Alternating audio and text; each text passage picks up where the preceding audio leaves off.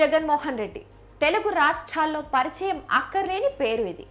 YS Rajasekhara Reddy తనయుడుగా Congress party ద్వారా రాజకీయాల్లోకి అడుగుపెట్టిన జగన్ తండ్రి మరణంతో సొంత పార్టీని ఏర్పాటు చేశారు.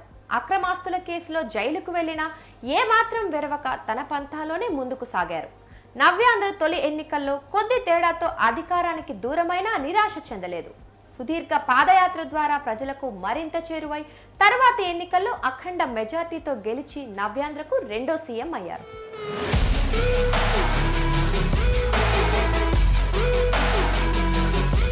1972 డిసెంబర్ 21న కడప జిల్లాలోని పులివెందులలో వైఎస్ రాజశేఖర రెడ్డి విజయమ్మ దంపతులకు జగన్ జన్మించారు. హైదరాబాద్ పబ్లిక్ స్కూల్లో పాఠశాల విద్యను పూర్తి చేసిన జగన్ నిజాం కాలేజ్ నుంచి గ్రాడ్యుయేషన్ పూర్తి చేశారు. 1996లో భారతిని జగన్మోహన్ రెడ్డి వివాహం చేసుకున్నారు. ఈ దంపతులకు హర్షారెడ్డి, వర్షారెడ్డి అనే ఇద్దరు కుమార్తెలు ఉన్నారు.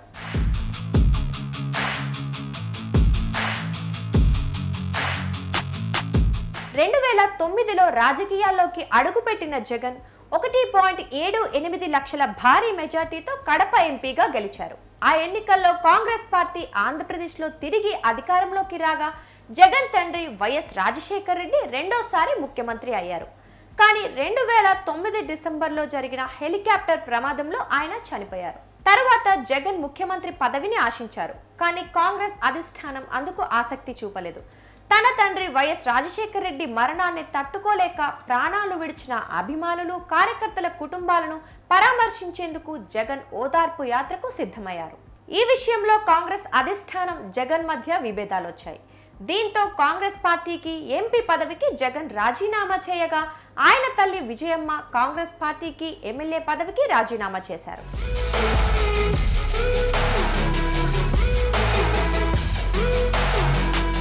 2011లో యువజన శ్రామిక రైతు కాంగ్రెస్ పార్టీని జగన్ ఏర్పాటు చేశారు.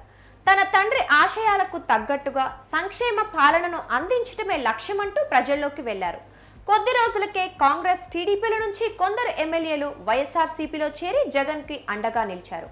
విలువలకు ప్రాధాన్యం ఇస్తామంటూ జగన్ వారితో పదవులకు రాజీనామా చేయించారు. తర్వాత జరిగిన ఉప ఎన్నికల్లో కడప ఎంపీగా పోటీ చేసిన జగన్ 5,43,000 భారీ మెజార్టీతో గెలుపొందారు. పులివెందుల వైఎస్ఆర్సీపీ ఎమ్మెల్యే అభ్యర్థిగా విజయమ్మ పోటీ చేయగా జగన్ బాబాయి వైఎస్ వివేకానందరెడ్డిని కాంగ్రెస్ పార్టీ బరిలోకి దింపింది. ఈ బైపోల్లో విజయమ్మ 85,000 ఓట్ల భారీ మెజార్టీతో విజయం సాధించారు. జగన్, విజయమ్మ ప్రత్యర్థులకు డిపాజిట్లు కూడా దక్కలేదు.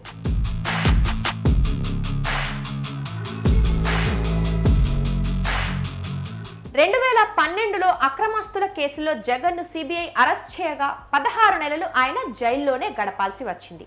జగన్ జైల్లో ఉన్న సమయంలో వైఎస్ఆర్సీపీ గౌరవాధ్యక్షురాలైన విజయమ్మ పార్టీ కార్యకలాపాలను చక్కబెట్టారు.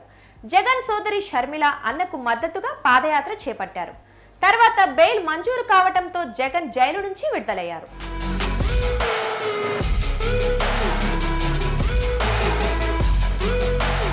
జైలు నుంచి బయటకొచ్చాక జగన్ దూకుడు పెంచారు. ఏపీతో పాటు తెలంగాణలోనూ పార్టీని బలోపేతం చేశారు.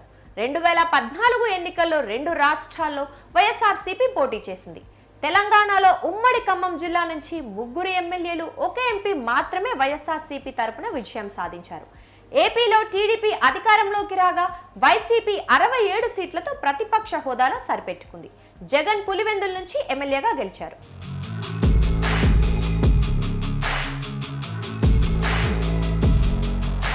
ప్రతిపక్ష నాయకుడిగా అసెంబ్లీలో ప్రజా సమస్యల్ని ప్రస్తావిస్తూ జగన్ ముందుకు సాగారు. విభజన హామీల్లో భాగంగా కేంద్రం ఏపీకి ప్రత్యేక హోదా ప్రకటించింది. కానీ హోదా అమలు సాధ్యం కాలేదు. దీంతో చంద్రబాబు సర్కారు ప్రత్యేక హోదాకి బదులు ప్యాకేజీ వైపు మొగ్గు చూపింది. కానీ జగన్ మాత్రం ప్యాకేజీ వద్దంటూ ప్రత్యేక హోదా కోసం పోరాటాన్ని కొనసాగించారు. రాష్ట్రానికి హోదా ప్రకటించాలంటూ నిరాహార దీక్షకు దిగారు. నిరసన కార్యక్రమాలు, ఢిల్లీలో ధర్నాలతో హోరెత్తించారు. రాష్ట్ర వ్యాప్తంగా సభలు, సమావేశాలు నిర్వహించి హోదా నినాదాన్ని వినిపించారు.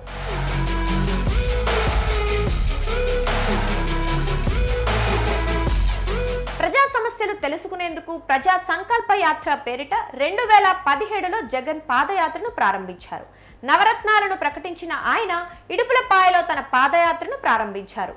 ఇడుపులపాయ నుంచి ఇచ్ఛాపురం వరకు 341 రోజుల్లో 3648 కిలోమీటర్ల దూరం నడిచిన జగన్ 2 కోట్ల మందిని ప్రత్యక్షంగా కలిసి వారి సమస్యలను తెలుసుకున్నారు. నేను విన్నాను, నేను ఉన్నాను, రావాలి జగన్, కావాలి జగన్ అనే నినాదాలు జనంలోకి బలంగా వెళ్ళాయి.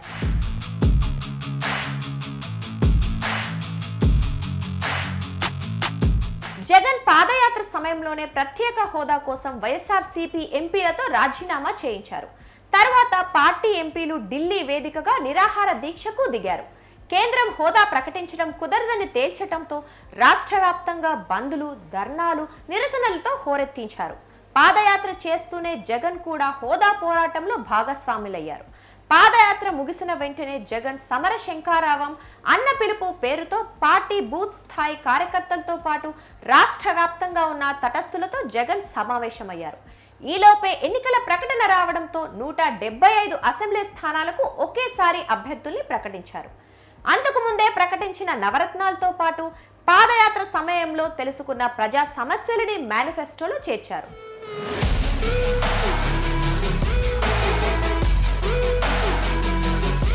2019 ఎన్నికల్లో వైఎస్ఆర్సీపీ ఘన విజయం సాధించింది. ఏపీ చరిత్రలో కని విని ఎరుగని రీతిలో జగన్ పార్టీ తరపున 151 మంది ఎమ్మెల్యేలుగా గెలిచారు. 2019 మే 30న నవ్యాంధ్రప్రదేశ్ రెండో ముఖ్యమంత్రిగా వైఎస్ జగన్మోహన్ రెడ్డి ప్రమాణ స్వీకారం చేశారు. అధికారంలోకి వచ్చిన వెంటనే నవరత్నాల అమలుకు శ్రీకారం చుట్టారు. రైతు భరోసా, అమ్మ ఒడి, వసతి దీవెన, కంటి వెలుగు తదితర సంక్షేమ కార్యక్రమాలను అమలు చేశారు. నామినేటెడ్ పదవుల్లో 50% మహిళలకు, బీసీ, ఎస్సీ, ఎస్టీలకు అవకాశం కల్పించారు. పరిశ్రమల్లో స్థానికులకు 75% ఉద్యోగాలు ఇచ్చేలా చట్టాన్ని తీసుకొచ్చారు. అలాగే మహిళల రక్షణ కోసం దిశ చట్టాన్ని తీసుకొచ్చారు. 3 రాజధానుల ప్రతిపాదనను తెరపైకి తెచ్చారు.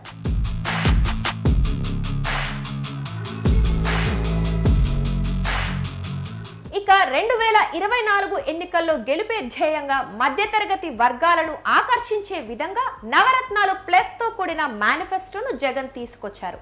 2019లో ఇచ్చిన హామీలను మించి ఈ మేనిఫెస్టోలో పథకాలను పొందుపరిచారు.